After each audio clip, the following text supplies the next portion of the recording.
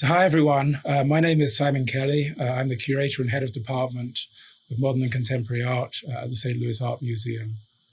So I want to give a welcome to all our members and all our visitors. What I want to do today is give you a fairly brief introduction to the exhibition Millet and Modern Art, from Van Gogh to Dali. So this is a show that is a partnership with the Van Gogh Museum in Amsterdam, where it opened last fall. And it's been on view here since February the 16th and has been extended until September the 7th. So this is the entrance to the exhibition. And the kind of core thesis of the show is arguing for a new narrative for the history of modern art that originates in the work of the artist Jean-Francois Millet, and then develops really in a kind of global narrative to include artists from Vincent van Gogh to Salvador Dali, to Paula Modersohn-Becker, to Edvard Munch, to Winslow Homer. So that was a kind of core idea of the show. A lot of people have asked me, how did the show come together?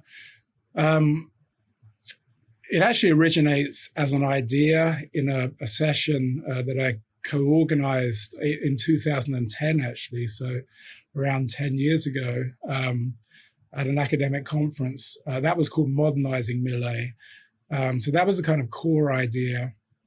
And then from there, we developed the idea here at the museum. I started to speak to a colleague of mine, Maite van Dijk, at the Van Gogh Museum. And she was interested in the possibility of their museum partnering, largely because Van Gogh was so fascinated and actually obsessed by Millet's work. So in many ways, the Van Gogh Museum has proved to be a natural partner for the exhibition. So here in this entrance, we have the Angelus painting, details from that. That's been a key loan from the Musée d'Orsay. So who was Jean-Francois Millet? Here he is on the left. This is a portrait of him in his mid-20s. This portrait has been compared to a range of people from Adam Driver to Justin Theroux, none of whom, of course, Millet would have known. But here he is. You can see looking actually quite handsome, I think, in his mid-20s. And then here he is on the right, a little bit later, standing against the wall of his garden in Barbizon. And actually one of his friends said that he looked like a peasant leader who was about to be shot. And that was a description that Millet was actually very pleased about. So one of the core ideas in this exhibition is a kind of political radicalism that associates with Millet's work. A couple of examples of Millet's paintings in the show. On the left, Millet as painter of rural life, so sheep shearer painting, and on the right, a view of the landscape, of a landscape in Normandy where he grew up. This is an introductory installation in the exhibition around the theme of the sower, which is a key theme for Millet. Here is his painting on the left. And Millet was always interested in ennobling the rural worker, giving his work as a real sense of dignity. And I think you can see that in this painting. His work was also controversial because often he used a very rough paint mark, a sort of rugged surface.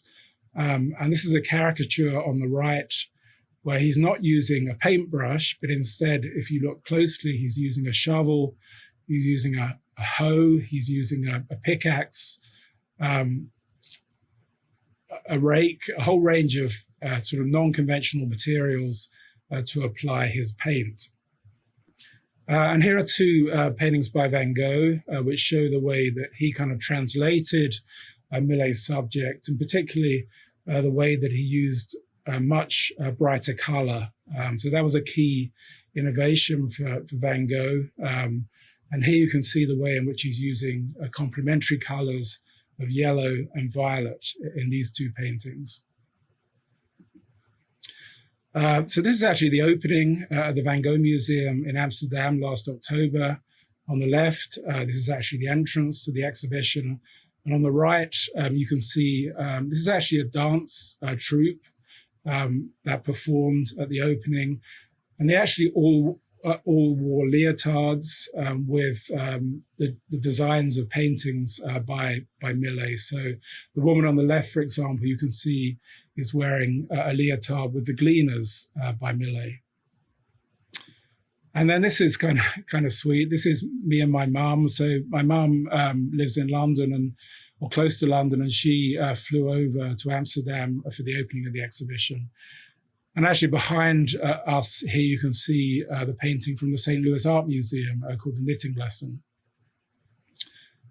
So this painting by Millet, The Gleaners, so this is a important work for the exhibition, where Millet is again showing his empathy with the rural worker, particularly here, the gleaners. These are women who would pick up the wheat that had been left over after the harvest. So they were really kind of outsiders in society, and you can see the contrast between the remains of the wheat they're picking up and the sort of plenitude of the harvest in the background. This is a painting that was borrowed from the Yamanashi Museum in Japan, known as the Millet Museum in Japan. And here am I with Maite van Dijk, the co-curator on the exhibition. So, for this show, there was a lot of travel around the world. We went to Japan. We went to, various museums around America and around Europe. And then in this section of the show, we look at the way in which Millet's design was translated into kind of different environments by a range of artists. So this is an Italian painter, Angelo Morbelli, who's taking Millet's design and translating it to the fields of northern Italy, the rice fields of northern Italy. Here is Winslow Homer, an important American artist who was also very interested in Millet, taking a design by Millet, the scene of midday, and translating it into a scene from the American Civil War. So these are two, or rather a group of African-American soldiers who are reclining on the bright side of a tent. This is a quote by Van Gogh, which kind of highlights his obsession with Millet. He considered Millet as being, the modern painter. And he actually produced 20 painted copies after Millet. Here's an example of one of those, which he produced in the south of France. And he was actually producing these after prints, not after the paintings themselves. This is a lovely detail of one of the cats. Millet loved cats, and as do I, actually. And he offers in his compositions, and here you can see the cat who's warming himself by the fire. This is a key pairing in the exhibition where you can see Millet's version of Starry Night on the right, next to that of Van Gogh on the left. So Van Gogh's painting was painted in Arles in 1888. It's a view across the Rhone River, and Van Gogh has really studied the night sky closely. So you can see the Big Dipper in the sky. And in the foreground, you can see two figures who Van Gogh described as lovers. This painting is really worth looking at closely just to get a sense of how kind of thick and viscous the paint marks are that Van Gogh created. And he painted this work outdoors under gaslight. Then we have a section in the exhibition which looks at Millet's interest in the nude. So on the left, the Goose Girl. And on the right, this is Millet being a little bit risque. So there is a a sexual dimension to some of Millet's paintings and drawings, which you can see if you look closely at this drawing on the right. Millet's drawings after his death were often seen as more radical than his paintings. And this was largely because of the abstraction that you see in the drawings. And I think you can see that in this drawing on the left, the flight into Egypt, where figures are kind of silhouetted into these kind of abstract masses. And that interest in abstraction was something that Georges Seurat really loved. And you can see on the right two drawings by Seurat that very much were inspired by those of Millet. This is a drawing of a photograph of Millet, which shows him as a family man. He had 6 daughters and 3 sons, and there's a real kind of tenderness, I think, to this photograph. You can see one of his daughters, for example, just resting her head on his shoulder. So it gives a kind of another side to Millet, I think, which is important. And often his family served as his models. So in the knitting lesson, in the middle of this grouping, you actually see his mother and one of his daughters as his models. And around this painting, we grouped 2 paintings by Pissarro, an artist who was very much inspired by Millet again. And then to the left, a painting by Paula Modersohn-Becker, who, when she came to Paris around 1900, loved Millet's work and wrote about it a lot in her correspondence and produced a body of imagery of rural life that very much responds to that of Millet. This is moving into the Gallery of Landscapes. We have in the center an important loan from the Musée d'Orsay of springtime, and then 2 paintings to left and right by George Inness on the left and Willem Roelofs on the right that relate to Millet's painting. Really, in the last 10 years of his life, landscape painting became more and more important for Millet, and some of his most abstract and innovative compositions are in his landscapes. And this is an example of that, I think, where you see the very high horizon line and almost kind of abstract, very flat composition. This is another landscape of Millet on the left. This is a view of the Normandy coast where he grew up. And it was actually important for me in doing this exhibition to go to those spaces, that region where Millet grew up, and walk along the coast. So here am I on the right, hiking along the coast, and along that coastline you can see various sort of placards which show Millet's paintings in front of the sites that inspired them.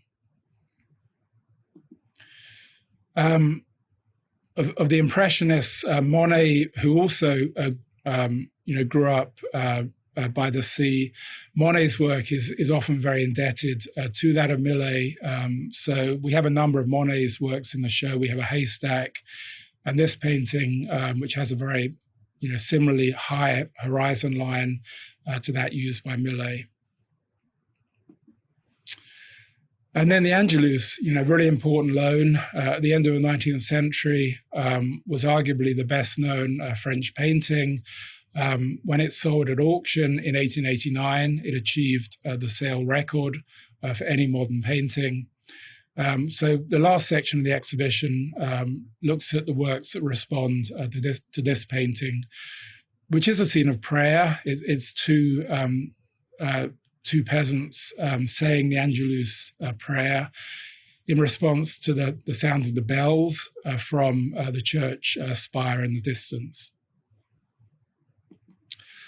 And in the 20th century, this painting has really become an important part of popular culture. You can see here on the right, for example, it's on on the front of a Camembert cheese you can see there, or on a plate to the right here. This is pre-COVID-19 days, just to show the kind of excitement or the number of people who who are kind of viewing and surrounding this painting. This is a view of it's a great sort of the number of schools and who've come to see the exhibition. Natalia Goncharova, a really important Russian artist, responded to Millet's work in an important way, and this is a painting that relates to the Angelus, particularly in terms of its subject matter of the potato harvest. And then Salvador Dali, we have 3 paintings by him at the end of the exhibition. The one on the right is the largest. I included the photograph on the left because it shows Dali actually going to Millet's birthplace at Grouchy in Normandy and placing a bouquet of flowers actually in front of a statue of Millet. So Dali was really obsessed actually by Millet and produced a large body of work that responded to Millet's painting, even produced a book around the theme of the Angelus. But his interpretation of Millet was a very sexualized one, which you can see actually looking at the painting on the right. And his is really the kind of last interpretation that we explore in the exhibition. After the range of other artists exploring Millet, often in more kind of politicized or more formal terms.